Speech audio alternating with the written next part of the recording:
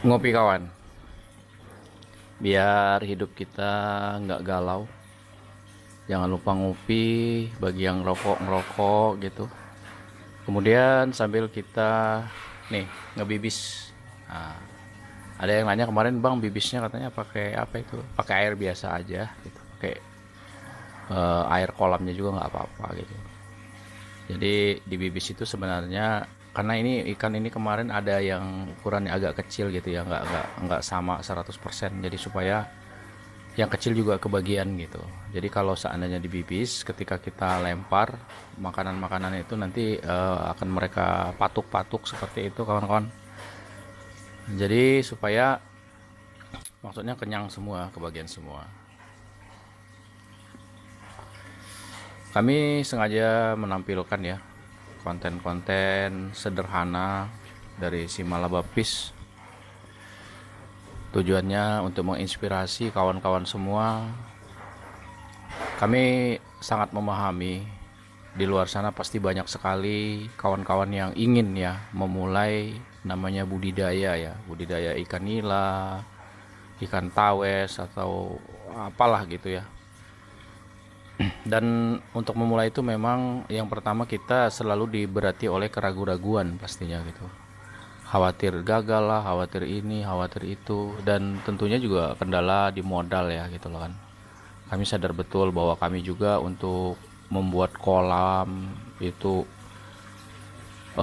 nggak gampang ya. Kita harus menyisihkan sedikit uang gitu kan untuk keperluan-keperluan membuat kolam itu. Memang nggak gampang kawan-kawan, tapi semua akan bisa terwujud kalau kita memiliki kemauan dan keinginan yang keras gitu.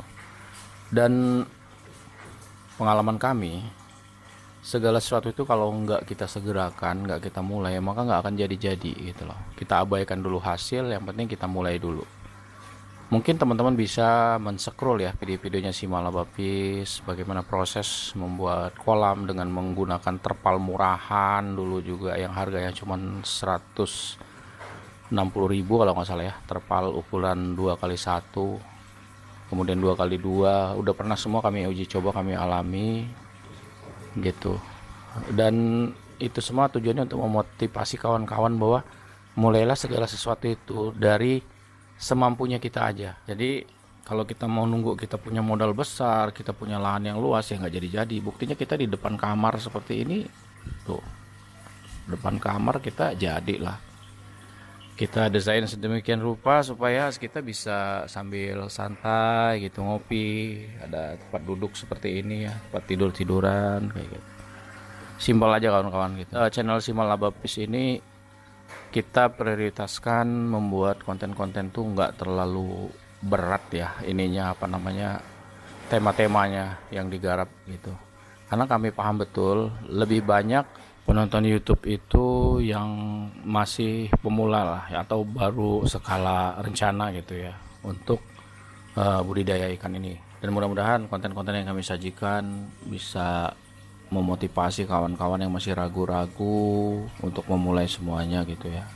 Jujur kami katakan bahwa kami itu punya visi dan misi untuk membuat instalasi ya, instalasi dengan skala yang besar ya, termasuk kolam-kolam pembesarannya. Tapi masih terkendala di modal saat ini, di dana gitu loh.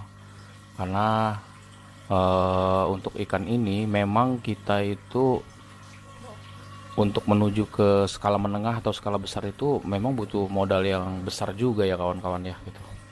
Ini kita sambil kasih makan ya, kayaknya udah jadi tuh peletnya, kita cek dulu.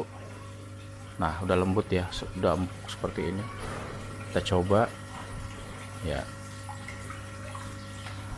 Ya udah lapar banget nih kayaknya. Sekarang udah sekitar jam setengah 5 ya, jam 4 lewat. Udah saatnya kita kasih makan. Bismillahirrahmanirrahim.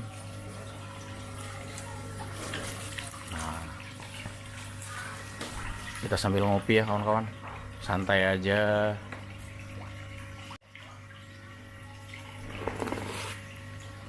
Lah, hidup jangan terlalu terbebani kawan-kawan, jangan terlalu dipikirin. Karena hidup ini kalau terlalu banyak kita pikirin, semakin menjadi-jadi gitu. Kita punya rencana, punya visi dan misi, Yang bisa kita lakukan ya lakukan saja. Kalau belum kita lakukan, minimal kita berbuat sesuatu untuk mengawali rencana-rencana kita.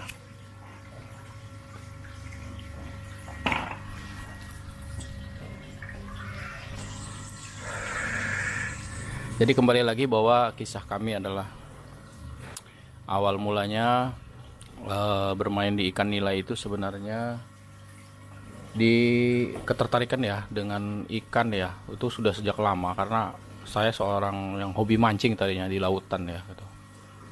Mancing terus sampai akhirnya satu ketika pada saat jam 3 subuh ya, menjelang subuh itu kami di tengah laut tuh kena badai ya.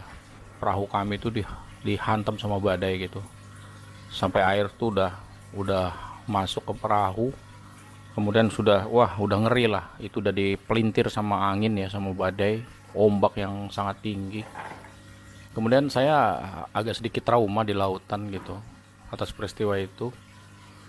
Dan kemudian saya alihkan hobi saya ke pelihara ikan lah gitu. Ikut-ikutan aja tadinya, ikan cupang, ikan gapi, ikan menfish, dan semuanya alhamdulillah berhasil gitu. Tapi kesini sekitar 2 tahun atau 3 tahun terakhir tuh saya lebih tertarik ke ikan konsumsi. Kenapa? Karena ikan konsumsi ini kan nggak ada musim-musimnya ya kawan-kawan. Kalau ikan-ikan hias tuh kayak gapi dulu rame banget, sekarang udah sepi. Cupang juga begitu ya gitu.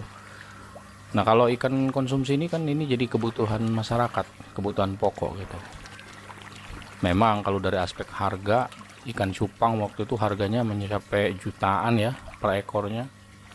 Bandingkan dengan ikan ini yang per kilonya kalau di sini tuh hanya 35.000 kawan-kawan. Jauh, tapi untuk aspek berkesinambungannya menurut saya ini ya, jauh lebih menjanjikan ya di ikan konsumsi. Karena itu kami lebih memprioritaskan ikan-ikan konsumsi sekarang ya gitu.